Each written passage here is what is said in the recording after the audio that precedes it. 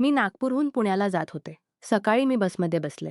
नागपूरहून पुणे पोहोचायला सुमारे 16 तास लागतात. मला ट्रेनने प्रवास करायला अजिबात आवडत नाही. त्यामुळे मी नेहमी बसनेच जाण्याचा निर्णय घेते. जेव्हा मी नागपूरच्या बस स्थानकावरून बसमध्ये बसले, तेव्हा तिथे फारशी गर्दी नव्हती.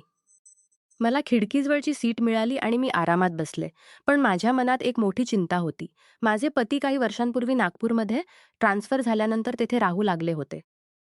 जेव्हा तो पहिल्यांदा सामान घेऊन नागपूरला गेला, तेव्हा मी त्याला सोबत येण्यास सांगितले.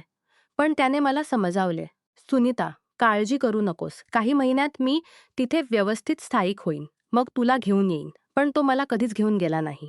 मी अनेकदा त्याला समजावण्याचा प्रयत्न केला की मी इथे एकटी राहू शकत नाही.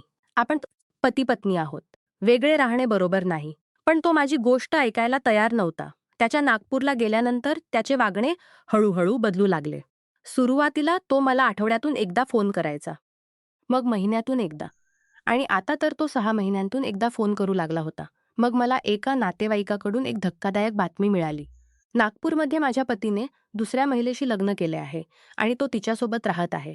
हे ऐकून मला खूप वाईट वाटले आणि रागही आला. म्हणूनच मग मी सत्य जाणून घेण्यासाठी नागपूरला जाण्याचा निर्णय घेतला. नागपूरला पोहोचल्यानंतर मी गुपचूप चौकशी केली आणि जे मी ऐकले होते ते खरे ठरले. माझा पती खरोखर दुसऱ्या महिलेसोबत राहत होता आणि त्यांना एक मुलंही झाले होते. हे सर्व मी दुरूनच पाहिले. त्याला भेटायची किंवा बोलण्याची माझी इच्छा झाली नाही. कारण मला वाटले की त्याला भेटून काही होणार नाही. मी खूप निराश झाले होते. गेल्या काही वर्षात मी त्याच्यावर किती विश्वास ठेवला होता आणि त्याच्या आठवणीत आपले आयुष्य घालवले होते. एक दिवस तो मला सोबत घेऊन जाईल या आशेने मी किती वर्षे घालवली होती. पण त्याने मला जो धोका दिला तो पाहून माझ्या हृदयावर मोठा आघात झाला. मी माझ्या सीटवर एकटी बसले होते. माझी सीट 2 जणांसाठी होती. पण बसमध्ये बरीच जागा असल्यामुळे काही वेळ माझी सीट रिकामी राहिली. पुढच्या एका स्थानकावर बस थांबली आणि काही लोक चढले. त्यापैकी एक पुरुष माझ्याजवळ येऊन बसला. बसमध्ये बसून बराच वेळ उलटला होता आणि मला थकवा जाणवू लागला होता. दुपारीचे वाजले असतील आणि मला तहानही लागली होती. म्हणून मी माझ्या बॅगमधून पाण्याची बाटली काढली, पण बाटलीत पाणी संपले होते. मी बाटली परत ठेवत होते. तेव्हा माझ्याजवळ बसलेल्या त्या माणसाने पाहिले की मला पाणी हवे आहे. पण माझ्या बाटलीतले पाणी संपले होते. तो म्हणाला, "मॅडम, तुम्हाला पाणी हवे आहे का?" मी काही बोलले नाही. पण त्याने आपल्या बॅगमधून एक पाण्याची बाटली काढून माझ्या हातात दिली. मी थोडे घोट पाणी प्याले आणि ती त्याला परत केली. मी त्याला धन्यवाद म्हटले. आता संध्याकाळच्या सुमारास 7-8 वाजले असतील. बस वेगाने पुढे जात होती. मी त्याला विचारले, "तुम्ही कुठे जात आहात?" त्याने सांगितले, "मी पुण्याला जात आहे." "अच्छा, मीही पुण्याला जात आहे." हे ऐकून त्याला थोडे आश्चर्य वाटले आणि त्याच्या चेहऱ्यावर हलकी स्मित आली.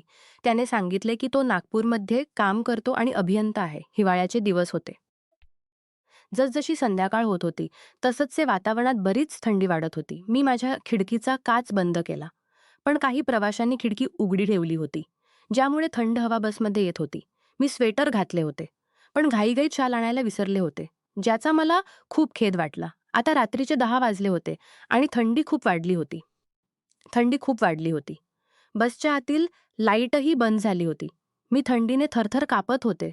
माझ्या बॅगमधून एक शाल काढून घातली होती. मला पाहून त्याला समजले असेल की मला थंडी वाटत आहे, पण त्याने काही बोलले नाही. मी स्वतःवरच नाराज होत होते की इतक्या लांबच्या प्रवासावर जात आहे आणि शाल घ्यायला विसरले. रात्री सुमारे 12 वाजता बस एका ढाब्यावर थांबली. मी ठरवले की गरम-गरम चहा पिऊन थोडी ऊब मिळवीन. चहा घेताना तो माणूसही खाली उतरला. त्याने माझ्याकडे पाहिले आणि मी त्याच्याजवळ जाऊन थोडे हसत विचारले, "तुम्हीही चहा घ्या." "ठीक आहे."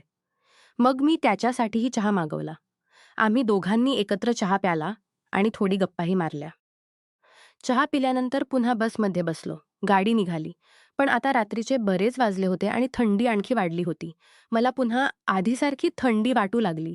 त्या माणसाने म्हटले, "मॅडम, जर तुम्हाला काही हरकत नसेल तर मी माझी शाल तुम्हाला देऊ शकतो." त्याने आपली शाल काढून माझ्याकडे वाढवली. मी ती घेण्यास नकार दिला, कारण त्यालाही थंडी वाटत होती. मला वाटले की त्याच्यासाठी हे योग्य होणार नाही, पण तो खूप आग्रह करत होता. मी म्हटले, "तुम्ही मला शाल देत आहात, पण तुम्हालाही तर थंडी वाटत असेल." तो हसत म्हणाला, "काही हरकत नाही, मी जुळवून घेईन." मग मी म्हटले, "नाही, तुम्ही स्वतःला त्रास देऊ नका." थोडा वेळ मी तिथे थंडीने कापत राहिले. तेव्हा त्याने म्हटले, "मॅडम, जर तुम्हाला काही अडचण नसेल, तर आपण दोघे मिळून या शालला अर्धी-अर्धी ओढू शकतो. यामुळे आपण दोघे थोडी थंडीकापासून वाचू शकतो.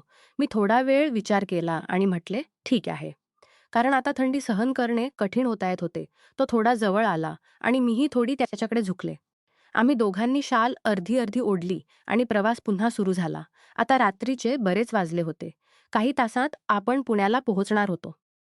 शालमुळे माझी थंडी थोडी कमी झाली होती. पण आम्ही इतके जवळ होतो की त्याच्या शरीराच्या उबदारपणाने मला बरीच आराम मिळत होती.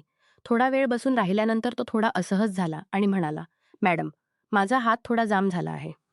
मी तुमच्या खांद्यावर हात ठेवू शकतो का? जर तुम्हाला काही अडचण नसेल." मी म्हटले, "ठीक आहे. काही हरकत नाही." त्याने आपला डावा हात माझ्या खांद्यावर ठेवला, ज्यामुळे आम्ही आणखी जवळ आलो. मी त्याला धन्यवाद दिले आणि म्हटले, "चांगले झाले की तुम्ही मला शाल दिलीत. नाहीतर या थंडीत मला खूप अडचण झाली असती." तो हसत म्हणाला, "असे काही नाही. एकमेकांना मदत करणे हे आपले कर्तव्य आहे आणि मला मदत करणे नेहमी आवडते." मला त्याचे स्वभाव खूप आवडले. म्हणूनच मी त्याला विचारले, "तुमचे नाव काय आहे?" त्याने उत्तर दिले, "माझे नाव कुणाल आहे." मी म्हटले, "माझे नाव सुनीता आहे." त्याने हसत म्हटले, "अच्छा, काय छान नाव आहे." मी थोडी लाजले आणि म्हटले, "धन्यवाद." आम्ही इतके जवळ बसले होतो की आजूबाजूच्या लोकांना वाटत होते की आम्ही पती-पत्नी आहोत. कुणाल म्हणाला, "मला बसने प्रवास करण्याची सवय नाही. मी नेहमी ट्रेननेच जातो. पण आज पहिल्यांदा बसने प्रवास करत आहे. मला बसमध्ये प्रवास करणे खूप कंटाळवाणे वाटते." मी हसत म्हटले, "असे आहे का? मला तर बसने प्रवास करणे खूप आवडते." मग त्याने आपल्या खिशातून मोबाईल काढून पाहिला आणि म्हणाला, "आता 2 वाजले आहेत. थोड्याच वेळात गाडी पुण्याला पोहोचणार आहे." त्याच्या चेहऱ्यावर थोडी थकवा दिसत होती. पण तरीही तो शांत आणि आनंदी होता. त्याने मोबाईलमध्ये गाणे लावून ऐकायला सुरुवात केली. थोडा वेळ गाणे ऐकल्यानंतर तो माझ्याकडे वळून म्हणाला, "सुनीता, मला गाडीची हळूची आवाज ऐकताच झोप येऊ लागली आहे." त्याच्या खांद्यावर डोके ठेवून मला एक प्रकारची सुरक्षितता आणि शांती जाणवत होती. काही वेळानंतर गाडी पुण्याला पोहोचली. त्याने मला हलकेसे आवाज देऊन उठवले. पण माझी झोप इतकी खोल होती की मी जागू शकले नाही. मग त्याने हळूच त्याच्या चेहऱ्यावर एकपून मला उठवले. मी झटपट उठले. तो म्हणाला, "माफ करा, पण पुणे आले आहे. तुम्ही झोपेत होतात म्हणून उठवले. नाहीतर तुमचा स्टॉप सुटला असता."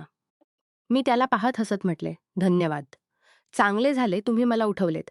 नाहीतर खरंच मला अडचण झाली असती." त्याने मला विचारले, "तुम्हाला कुठे उतरायचे आहे?" मी म्हटले, "मला या स्टॉपवर उतरायचे आहे." हे ऐकून तो थोडा चकित होऊन म्हणाला, "खरंच?" मी हसत उत्तर दिले, "होय, खरंच. मलाही तिथेच उतरायचे आहे." आता मलाही थोडे विचित्र वाटत होते की आमचा प्रवास किती सारखा होता. सुमारे रात्रीच्या 4 वाजता बस स्टॉपवर थांबली. आम्ही दोघे खाली उतरलो. चहूबाजूला खोल शांतता होती आणि रस्त्यावर काही गाड्या दिसत होत्या. मी ठरवले की इथून मी रिक्षा घेऊन घरी जाईन. पण त्यावेळी रिक्षा मिळणे खूप कठीण होते. कुणाल अजूनही माझ्याजवळ उभा होता. मी विचारले, "तुम्हाला कुठे जायचे आहे? कोणती कॉलनी आहे तुमची?" त्याने उत्तर दिले, "नाही, माझे घर इथे जवळच आहे. मी फक्त रिक्षा मिळेपर्यंत त्याच्याबद्दलचा आदर थांबलो आहे." त्याच्या या गोष्टीने माझा त्याच्याबद्दलचा खूप वाढला. मी त्याला हसत म्हटले, "धन्यवाद." आता जवळजवळ 4 वाजले होते आणि ना रिक्षा मिळत होती ना कोणते वाहन. मग त्याने म्हटले, "सुनीता, जर तुम्हाला काही अडचण नसेल, तर तुम्ही माझ्या घरी चालाल का? माझे घर इथे जवळ आहे आणि खूप रात्र झाली आहे. इथे जास्त वेळ थांबणे मला सुरक्षित वाटत नाही." मी थोडा वेळ विचार केला. तो सभ्य वाटत होता आणि त्याचे वागणेही खूप चांगले होते. मी त्याच्यावर विश्वास ठेवून म्हटले, "ठीक आहे, चला." आम्ही दोघे आपापल्या बॅग्स घेऊन चालू लागलो. रस्त्याच्या शांततेत आम्ही दोघांनी जास्त गप्पा मारल्या नाहीत, पण त्याच्यासोबत चालताना मला एक प्रकारचा सुकून मिळत होता. थोडा वेळ चालल्यानंतर आम्ही एका साध्या घरासमोर पोहोचलो. त्याने आपल्या खिशातून चावी काढून दार उघडले. आम्ही आत गेलो. त्याचे घर मोठे नव्हते, पण 2 खोल्यांचे छोटे पण स्वच्छ-सुथरे घर होते. त्याने म्हटले, "सुनीताजी, माझ्या घरात तुमचे स्वागत आहे." मी थोड्या लाजिरवाण्या आवाजात म्हटले, "धन्यवाद." त्याने सांगितले, "मी इथे खूप कमी वेळ राहतो. माझे काम नागपूरमध्ये जास्त असते. म्हणून काही दिवस नागपूरमध्ये आणि काही दिवस इथे राहतो." मी म्हटले, "तुमचे घर खूप छान आहे, कुणालजी." त्याने म्हटले, "धन्यवाद सुनीताजी, तुम्ही बेडवर झोपा. मी सोफ्यावर झोपेन." मी लगेच म्हटले, "नाही, नाही, तुम्ही बेडवर झोपा. मी सोफ्यावर झोपेन." तो दृढपणे म्हणाला, "असे होणार नाही. तुम्ही माझ्या घराच्या पाहुणे आहात." मी हार मानून म्हटले, "जर तुम्हाला बेडवर झोपू दिले नाही, तर मला चांगले वाटणार नाही." कुणालने मला आपली गोष्ट मान्य करायला भाग पाडले आणि आम्ही दोघे आपापल्या जागी झोपलो. प्रवासाच्या थकव्यामुळे मला लवकरच झोप आली. त्या रात्रीच्या गोष्टी आणि त्याच्या सभ्य स्वभावाने माझ्या मनावर एक वेगळाच सकारात्मक परिणाम केला होता. तो जेव्हा माझे डोळे उघडले, तेव्हा मी चहूबाजूला पाहिले. समोर भिंतीवर एक घड्याळ टांगले होते आणि सकाळचे वाजत होते. मी पाहिले की कुणालजी उठले होते आणि घरात थोडी सफाई करत होते. घरात थोडीफार घाण होती आणि ते ती स्वच्छ करत होते. त्यांनी माझ्याकडे पाहत शुभ प्रभात म्हटले आणि बाथरूमकडे इशारा केला. मी बाथरूममध्ये गेले. नमस्कार मित्रांनो, तुम्हाला ही कथा आवडली असेल तर चॅनेलला सबस्क्राईब करायला विसरू नका आणि यापेक्षाही अधिक रंजक व्हिडिओ पाहण्यासाठी माझ्या चॅनेलवर नुकताच अपलोड केलेला नवीन व्हिडिओ नक्की पहा. तो तुम्हाला खूप आवडेल, अशी मला आशा आहे.